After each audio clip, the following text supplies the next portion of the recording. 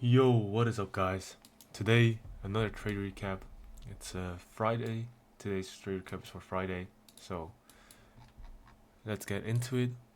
Today, we took 2 losses, which is kind of annoying, but it happens. What could I have done better today is that I could have, instead of taking 2 losses, I could have just taken one. The losses were inevitable. If I were just following my, if we were following my strategy, then the loss would be inevitable. Although I just could have not taken any trades. But yeah, today I took 2 longs. I was really leaning more towards the shorts. Why? Because we were following all the bearish structure, and if I go in replay mode, start new. If I continue the replay mode, then you can see we had a really nice fair value gap under these lows that I wanted us to see go. I wanted us to go to during New York. So during Asia, we consolidated a lot, and then pre-market open, so around 2 p.m. 8 a.m. in New York time, we took out a lot of these highs right here with this candle. We came all the way up, but got a fat rejection on that. That could have maybe been the best trade on this candle. A trade within there. With that candle closure, we respected this 1 hour bearish fair gap really well. That's showing us that we were probably gonna go bearish instead of bullish. So what could I have done better is, instead of looking for this London low, so because I took 2 trades, one being from this London low, I took a long, which is kind of bad of a long because when we're really close to 2 liquidity points, the chances of us running that liquidity point, for example, London low was really close to Asia low, the chance of us running Asia low is really high instead of just reversing off London low, especially when we have respected this 1 hour bearish for value gap really well.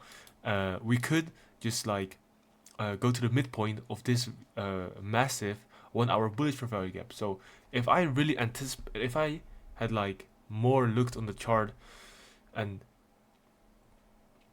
taken those things in account, I would have probably only taken one loss, because this Asia low trade was not that bad because we had the liquidity down here, and then I would say that trade was not that bad. Instead of that, I could have taken a second trade off of that midpoint, and that would have probably been a way better trade, since I probably would have targeted one of these 2 highs. I don't know if we would have hit this, but I would have targeted probably one of these highs right here. Probably this high right here. I don't know if we would have hit that. I don't think we would. No, it would have been break. Yeah, it would have been break even if I was targeting that, or if I went to 1 for 3 when I would have hit that. No, so there was no possible way that I would have hit that unless I was targeting this high right here. Unless I was targeting this high right here, it would have been an TP for the day. But yeah, there was no possible way for me to win on this day, because I would have probably targeted this high and at least a 1 to 3. But that 1 to 3 we also did not hit. If we look on the, yeah, we were really close to getting a 1 to 3, but we would have not hitting it. So there was no possible way for me winning today. Even if I took a trade of this, it would have been 1 loss and 1 break even, because the Asia low trade, I don't think I would have been able to avoid this trade, because looking on the 1 hour, this was a really good candle, because if you look here, we sweep through London lows and then we sweep right to Asia low. After that, you have to realize that we came up all the way, showing us a potential rejection. I trade reversal, so if that is showing a potential rejection, that means that the reversal it might be coming. So I just went off of that, and yeah, that would have been the loss. So yeah, taking those 2 things in account, I should have probably not traded this London low, and my second trade should have been off of this fair value gap. Do I think Asia low trade could have been avoided? No, I don't think with the with the things with my strategy, I could have not avoided that because it showed me a rejection. It fell in the criteria. We had a fair value gap underneath of that, and all of those things accumulating would have probably just made me go long off of that. Uh, Even though we made this, even despite us having this bearish structure and us meaning to go lower, I could have maybe waited, but I don't think in the moment that I would have not traded this HLO. So that HLO would have, that loss would have been inevitable because, yeah, I don't think this structure would have overpowered my strong, my my bullish trade. Let's just say that. So overall, I would say that if I could have maybe taken a win on this if I was targeting this right here, this 1 hour bearish value gap opening. If I targeted this, I would have taken a win. But yeah, I don't think this would have. If only if. So yeah, maybe something like this, but no, I don't think that would have happened. So yeah, it would have been probably one loss and one break even. Uh, so yeah, that were the two trades. Reason being with London low, I should like really see that London low was not a good trade because we have Asia low really near. I should have just wait. Next time I will wait. If we just go up, then I will wait for like an inversion or like a change in state of delivery after sweeping this, and then I will take the trade if we have two close nearby liquidity points, or I will just wait till this gets swept and then take it. So yeah, so the things I learned today is that I should really be looking more on the hourly and seeing what the structure is doing because it's clearly going short and us going filling this a value gap is more likely, meaning that I could have avoided the loss if I were just taking those things into account and just waiting more patiently. And I should be more cautious when there's two liquidity points near each other, and that if I want to take the one of the first trade, a first point, wait for inversion gap or any kind of confirmation that we could flip, or instead of just taking it off the first liquidity point because the chance of us going down to the second liquidity point is much more likely than flipping right away, especially when we have bearish structure. So with all those things in mind, I think that I could have done a lot better today. I do see where my mistakes are in today, trading today, and that there's a lot more for me to learn and a lot more for me to be doing better on. So although we took two losses, I'm not like feeling really upset about it because according like to everything, today should have been a lot. If I look back on it, I could not have avoided taking the loss.